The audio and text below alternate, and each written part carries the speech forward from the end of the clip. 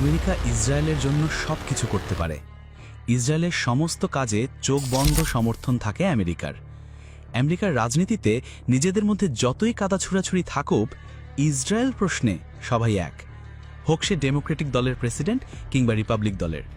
সামরিক, রাজনৈতিক, গোয়েন্দা, কূটনৈতিক সহ এমন কোনো খাত নেই যে ইসরায়েলের পাশে আমেরিকা নেই। তাই স্বভাবতই প্রশ্ন ওঠে, নিজেদের শ্রেষ্ঠ ভাবা মহাপরাক্রমশালী দেশটা ইসরায়েলের প্রতি এত নগ্নভাবে নতজানু পাশে থাকার কারণ কি? কি এর পেছনে রহস্য? কিসের জন্য ইসরায়েলের হ্যাঁই আমেরিকার হ্যাঁ আর ইসরায়েলের নাই আমেরিকার না? Rooted in the biblical heritage. But we have a bond to Israel that's much stronger. It's a moral commitment.